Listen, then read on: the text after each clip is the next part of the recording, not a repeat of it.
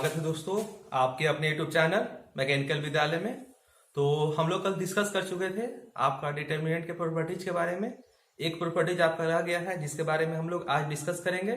तो चलते हैं प्रॉपर्टी नंबर 6 पे, प्रॉपर्टी नंबर 7 पे। ठीक है,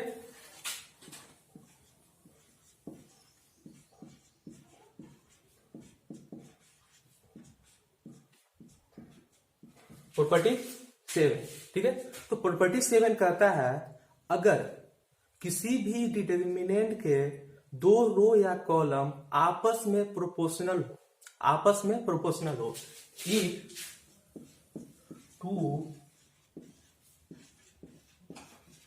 रोज या कॉलम इफ टू रोज या कॉलम आर प्रोपोर्शनल,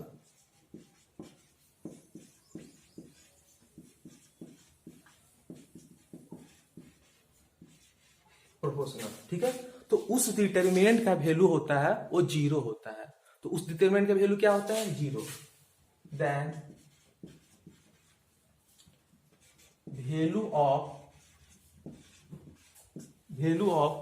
डिटर्मिनेंट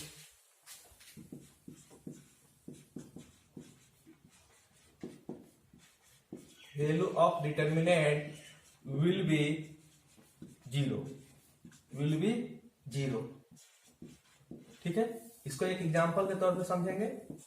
जैसे मान लीजिए आपको एक मैट्रिक्स दिया हुआ है। ठीक है, एक मैट्रिक्स या बोल सकते हैं कि एक डिटर्मिनेंट दिया हुआ है जिसके एलिमेंट दिए हुए हैं यहाँ 1 1, यहाँ दिया हुआ है 4 4 4, यहाँ दिया हुआ है 2 3 1। ठीक है, यहाँ क्या देखा जा रहा है? इसका C1 कॉलम 1 और कॉलम 2 क्या है? ये पूरे एलिमेंट बराबर है, ये भी एलिमेंट बराबर है। तो क्या है? C1 and C2 are proportional है। C1 और C2 जो है आपस में क्या है? प्रोपोर्शनल है। C1 and C2 are proportional.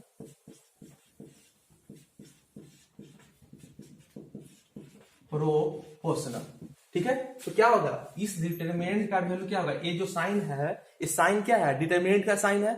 तो ये क्या होगा? इसका वैल्यू क्या होगा? 0 होगा। ठीक है, तो आपका प्रॉपर्टी नंबर 7 एक कहता था। तो हम एक बार सभी प्रॉपर्टीज को एक बार रिवाइज कर लेते हैं कि प्रॉपर्टीज क्या क्या था। ठीक है, आगे हम लोग देखते हैं कि आपको कौन प्रॉपर्टीज आपको याद रखने की जरूरत है। ठीक है, तो जो प्रॉपर्टीज आपको याद रखने के लिए जरूरत है, जो हम लोग कल स्टडी किए थे, उसको हल्का रिकैप कर लेते हैं। ठीक है,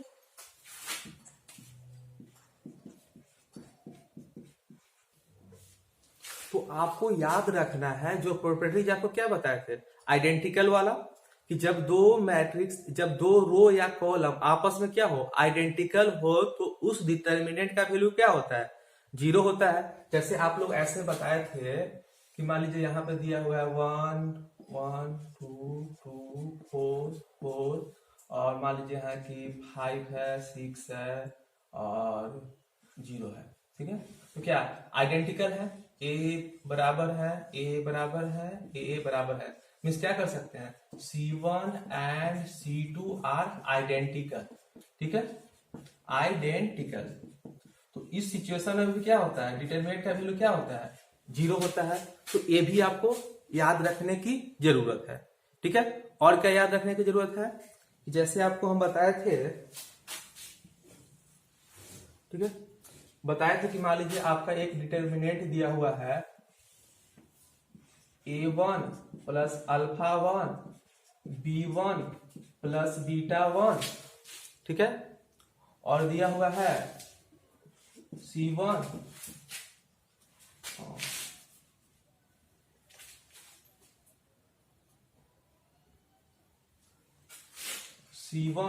प्लस गामा 1, और यहां दिया हुआ है आपका A2 B2 C2 A3 B3 C3। ठीक है, तो इसको हम लोग 2 भाग में भी बांट के लिख सकते हैं। ठीक है, इस मैट्रिक्स को हम 2 भाग में भी बांट के लिख सकते हैं। कैसे लिख सकते हैं?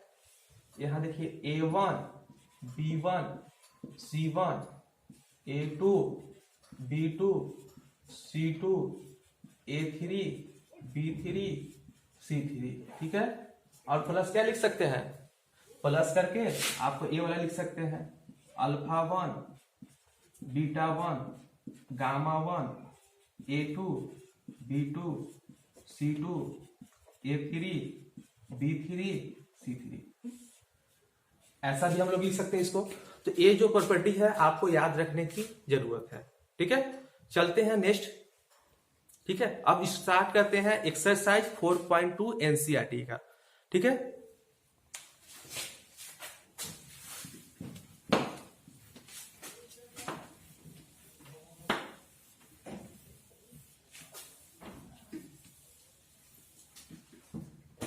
एनसीईआरटी एक्सरसाइज 4.2 तो डिस्कस करते हैं 4.2।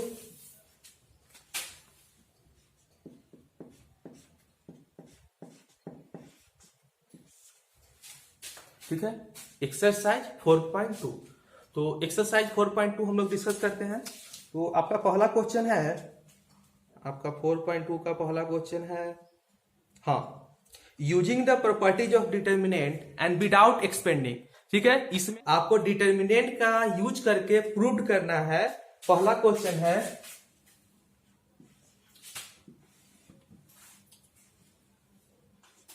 X Y Z. ठीक है, A B C, X plus A Y plus B Z plus C बराबर 0 आपको साबित करना है। तो कैसे आप लोग साबित करेंगे? ठीक है, बनाने की कोशिश कीजिए इस क्वेश्चन को,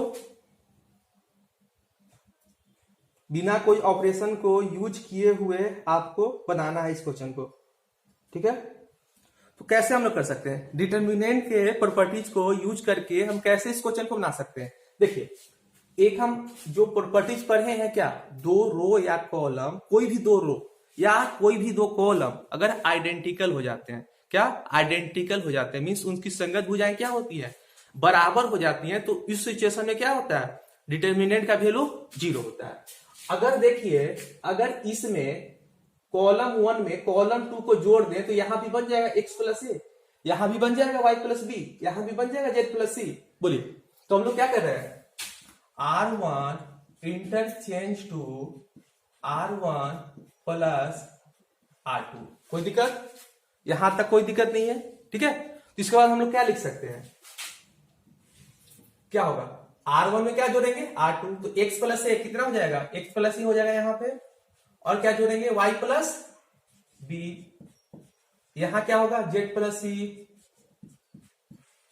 ठीक है, और यहां क्या है, a b c x plus a y plus b, और यहां क्या है, z plus C.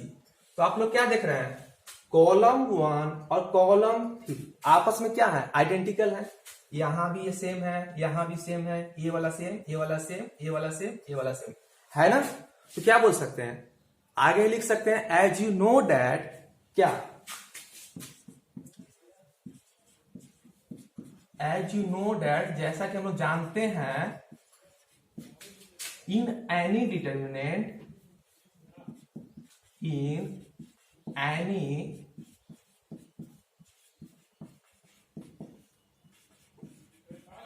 Any determinants, if any two row या कॉलम, इफ एनी टू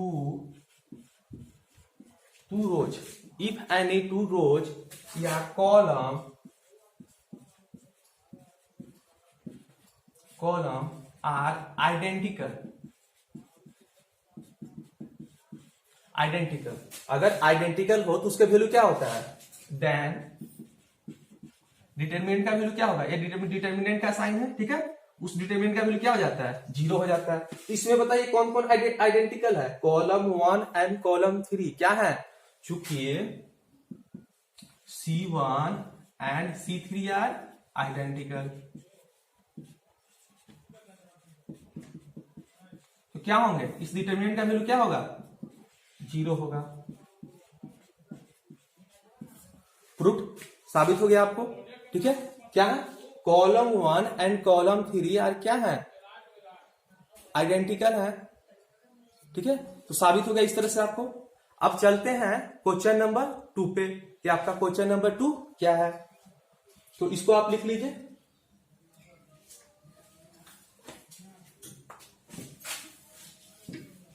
या बाद में वीडियो को लाइव के बाद वीडियो को पॉज करके आप लिख लीजिएगा।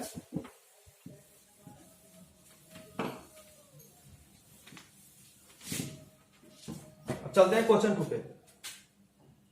क्वेश्चन 2 भी है, using the properties of determinant and without expanding prove that. दूसरा क्वेश्चन को भी प्रूव करना है, a minus B, b minus C,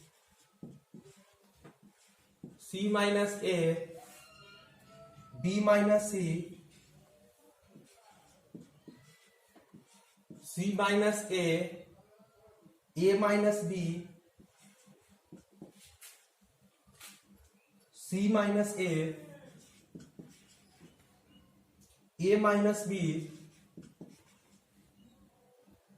b minus C बराबर आपको 0 प्रूव करना है। तो आप कैसे कीजिएगा बोलिए, इसको हमको क्या करना है, 0 प्रूव करना है। तो 0 कैसे प्रूव करेंगे, या आप रो ऑपरेशन लगा लीजिए या तो कॉलम ऑपरेशन लगा लीजिए, ठीक है। और क्या करना होगा, फिर किसी भी डिटरमिनेंट के जो प्रॉपर्टीज है उसका हम प्रयोग करके क्या कर सकते हैं, इसको हम लोग 0 प्रूव कर सकते हैं, ठीक है। तो कौन सा ऑपरेशन लग जाएगा, अगर देखिए अगर रो 1 में अगर रो 2 को जोड़ दें तो क्या हो जाएगा, यहाँ पे प्लस यहां कट जाएगा, a माइनस सी हो जाएगा, ठीक है। देखिए करके देखते हैं, ठीक है। क्या करते हैं, रो 1 में हम क्या करते हैं, रो 2 को जोड़ते हैं। तो क्या लिखे, row 1 R1 interchange to R1 plus R2, ठीक है, ऐसा लिख सकते हैं हम लोग। तो क्या होगा, जोड़िए, a माइनस बी प्लस क्या है, b माइनस सी, ठीक है। यहां क्या होगा, b minus C plus c minus A, ठीक है। यहां पे क्या होगा, c minus A plus a minus B, ऐसा होगा, ठीक है। अब यहां तो इसको हम कुछ चेंज नहीं किए, रो 2 में हम लोग कुछ चेंज नहीं किए, ठीक है। तो रो 2 हम लोग ऐसा ही लिख देंगे, b minus C, c minus a minus B, c minus a minus B, b minus C, ठीक है। यहां तक किसी कोई दिक्कत नहीं। अब देखिए क्या है, माइनस बी और प्लस बी कैंसिल हो जाएंगे, माइनस सी और प्लस सी कैंसिल हो जाएंगे, और माइनस ए प्लस से कैंसिल हो जाएंगे। तो क्या बचेंगे, a माइनस सी बचेगा, ठीक है। तो क्या बचेंगे, a माइनस सी, और यहां क्या बचेंगे, b माइनस ए, और यहां क्या बचेंगे, c माइनस बी। यहां पे क्या होगा, सेम टू सेम उतार दे रहा है, c minus a minus B, और c minus a minus b minus C. लेकिन अभी भी क्या आइडेंटिकल हो गए। अगर देखा जाए तो a माइनस सी, अगर इसमें माइनस कॉमन ले लिया जाए तो यहाँ क्या बन जाएगा, c माइनस ए बन जाएगा। यहाँ भी माइनस अगर कॉमन ले लिया जाए तो क्या बन जाएगा, यहाँ पे a माइनस बी बन जाएगा, और यहाँ भी क्या बन जाएगा, b माइनस सी बन जाएगा। अगर रो 1 में हम अगर माइनस कॉमन ले लेते हैं, ठीक है, अगर रो 1 में हम माइनस का कॉमन ले लेते हैं तो क्या ये रो 3 की तरह बन जाएगा।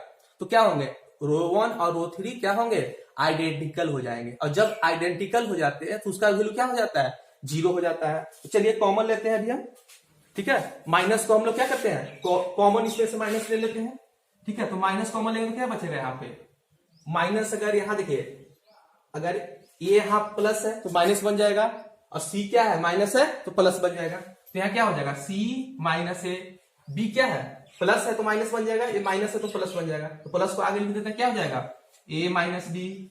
ए क्या है, माइनस है तो प्लस हो जाएगा बी, प्लस सी है तो क्या हो जाएगा, माइनस हो जाएगा, ठीक है। और यहाँ क्या हो जाएगा, बी माइनस सी माइनस ए, और ए माइनस बी। यहाँ क्या हो जाएगा, सी माइनस ए माइनस बी माइनस सी, ठीक है। इतना हो जाएगा। अब हम लोग क्या कर सकते हैं बोलिए, देखा जाए तो रो 1 और रो 3 क्या है, आइडेंटिकल है। चूंकि क्या लिखे, row 1 and row 3 are R1 and R3, ठीक है, R1 and R3 are identical. तो क्या हो जाएगा डिटरमिनेंट का वैल्यू 0, ठीक है, समझ में आया, ठीक है। अब चलते हैं नेक्स्ट क्वेश्चन पे। इसी तरह से आप प्रॉपर्टीज को यूज करके आप क्वेश्चन को बना सकते हैं। अब चलते हैं नेक्स्ट क्वेश्चन नंबर 3 पे। तो आप लोग नोट कीजिए तब तक।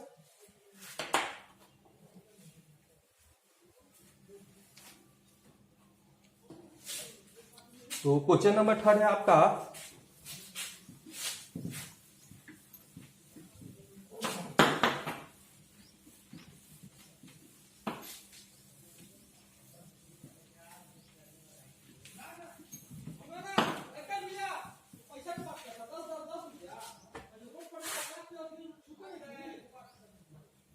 देखिए क्वेश्चन नंबर 3 पे चलते हैं हम लोग।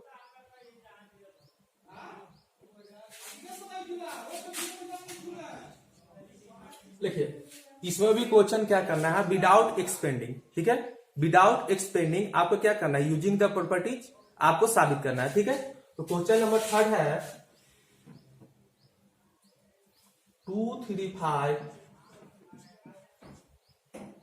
7, 8, 9, 65, 75, 86।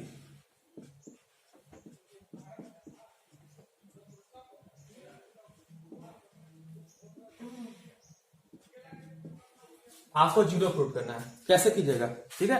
इस डिटरमिनेंट को हमको सॉल्व नहीं करना है, इसके प्रॉपर्टी जो डिटरमिनेंट के प्रॉपर्टीज है, गुण है सारणिक के, उसी के अनुसार हमको इसको क्या करना है, 0 हमको इसको साबित करना है। तो 0 हम लोग किस प्रकार साबित करेंगे, देखिए अगर यहाँ 2 है, यहाँ 3 है, यहाँ 5 है, अगर लिख दें कि ये 65 नहीं है, अगर हम बोले कि ये 65 नहीं है, तो क्या है 63 + 2 है, गलत है नहीं ना।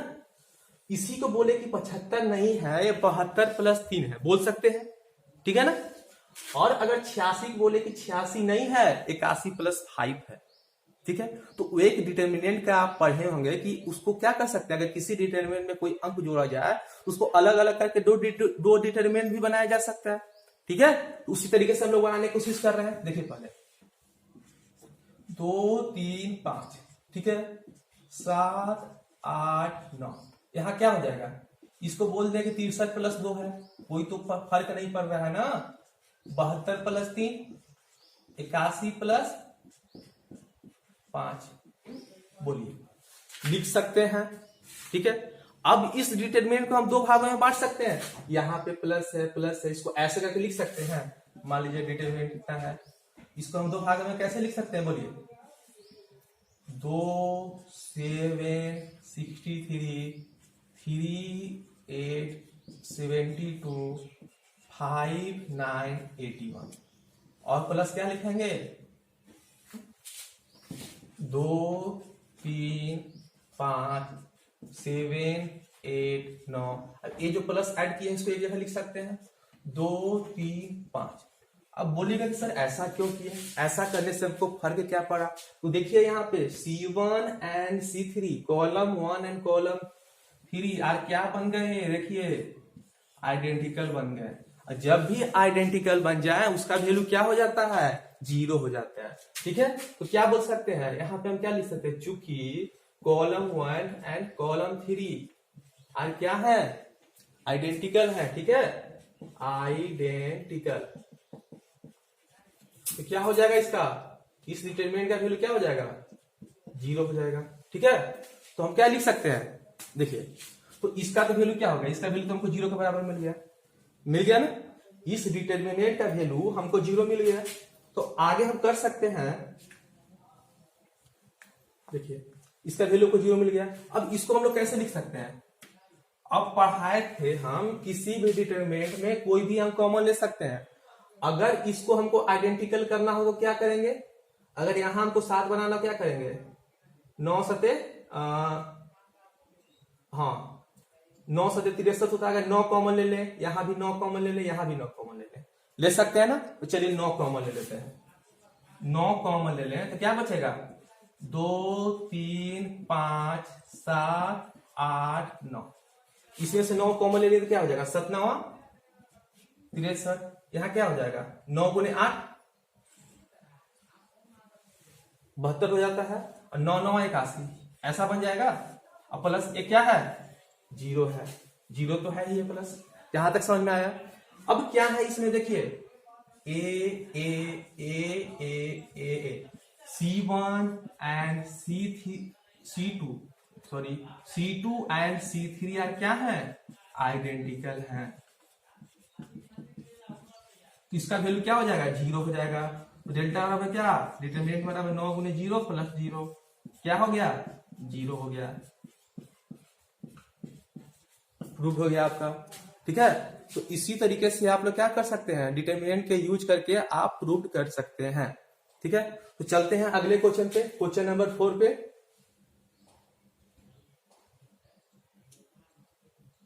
तब तक आप लोग लिखिए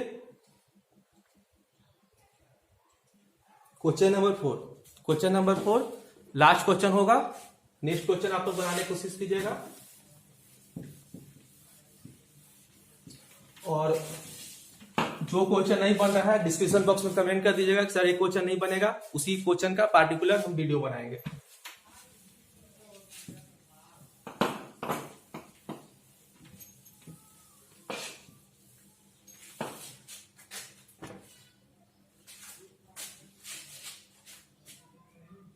क्वेश्चन नंबर 4 भी है, प्रॉपर्टीज का यूज ही करना है। ठीक है, इसमें भी हमको क्या करना है, प्रॉपर्टीज का यूज करना है और प्रूव करना है।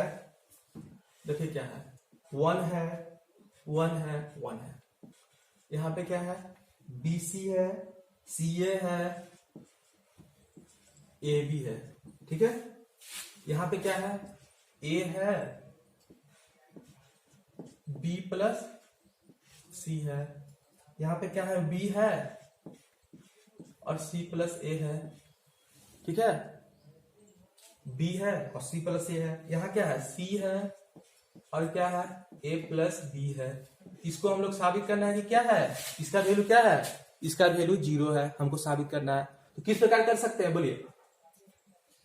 ये तो देख रहे हैं कि टोटल आपका सेम हो गए हैं। ठीक है, और एक क्या कीजिए कि एक और कॉलम को आप सेम कर दीजिए। अगर दोनों सेम होंगे तो क्या होंगे, प्रोपोर्शनल हो जाएंगे ना।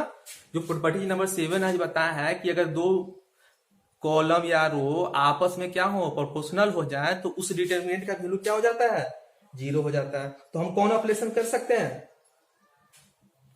अगर बोले कि C3 बराबर क्या है, अगर बोले कि कॉलम 3 बराबर कॉलम 3 प्लस कॉलम 2 है, कोई दिक्कत है, कोई दिक्कत नहीं है।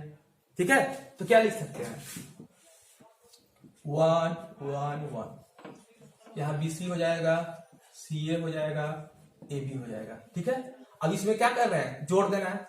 पहले अगर इसको हम गुना करते हैं क्या हो जाएगा, अगर A कॉमन है ना तो गुना कर देते हैं, AB प्लस क्या, AC प्लस क्या, इसको हमको जोड़ना है, C2 को जोड़ना है ना, C2 जोड़ दे रहा है, BC हो जाएगा। इसमें भी गुना कर दीजिए, क्या है, BC हो जाएगा प्लस BA हो जाएगा, और प्लस यहाँ क्या हो जाएगा, CA हो जाएगा। ठीक है, यहाँ क्या हो जाएगा, CA हो जाएगा प्लस CB हो जाएगा, प्लस क्या हो जाएगा, AB हो जाएगा। ठीक है, अब चलिए इसको हम लोग एक तरह से सजा देते हैं। ठीक है, और सजा के हम लोग कैसे लिख सकते हैं, 1 1 1 BC CA AB। अगर इसको लिखे AB लिख दे रहा है, फिर BC लिख दे रहा है, फिर क्या AC लिख दे रहा है। ठीक है, चलिए ठीक है, AB आगे कर दिए, BC आगे कर दिए, AC आगे कर दिए, ताकि समझ में आ जाए। ठीक है, फिर अगर B गुने A है या A गुने B लिखे तो कोई दिक्कत है नहीं है। ठीक है, अब क्या लिखे, BC है, CA है ना, CA को AC नहीं लिख सकते हैं, दिखाना चाह रहे हैं कि ये दोनों क्या है, समान है। ठीक है, अब यहां क्या लिख सकते हैं, AB है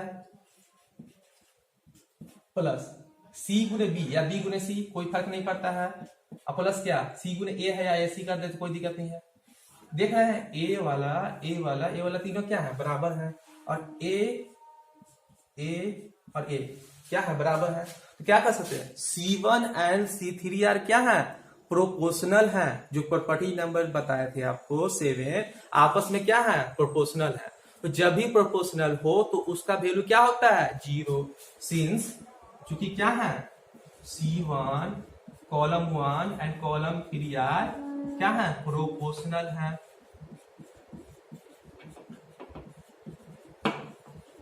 उसका वैल्यू क्या हो जाएगा, इस डिटरमिनेंट का वैल्यू क्या हो जाएगा, 0 हो जाएगा। ये आपको प्रूफ साबित हो गया। ठीक है, अगर अभी भी कोई क्वेश्चन में दिक्कत हो तो आप डिस्क्रिप्शन बॉक्स में कमेंट कर सकते हैं। नेक्स्ट वीडियो में आपके सॉल्यूशन को प्रोवाइड किया जाएगा। और चैनल को ज्यादा से ज्यादा सब्सक्राइब करें, शेयर करें, ताकि इस लॉकडाउन में सभी को फायदा उठा सके, क्योंकि कोर्स बहुत लंबा है। ठीक है, लास्ट में सब टीचर वही करेंगे, कोर्स को हवा में लेके पार कर देंगे, आपको बाउंस करके पार होगा, कुछ पता नहीं चलेगा। ठीक है, तो यहाँ वैसा नहीं है, हम जैसे पढ़ा रहे हैं उसी तरीके से पढ़ाएंगे, आपका कोर्स 100% कंप्लीट होगा, वो भी बहुत अच्छे से कंप्लीट होगा। ठीक है, तो आगे हम नेक्स्ट क्वेश्चन करते हैं। Question number 5। तो क्वेश्चन नंबर 5 आप लोग अपने से कीजिएगा। ठीक है, क्वेश्चन नंबर 5 अपने से बनाइएगा, नहीं बनेगा तो कल हम लोग डिस्कस करेंगे क्वेश्चन नंबर 5। तो आज के लिए इतना ही, अब मिलते हैं नेक्स्ट वीडियो में। तो तब तक जुड़े रहें मैकेनिकल विद्यालय के साथ, as a part of engineers academy Haidernagar. Thank you.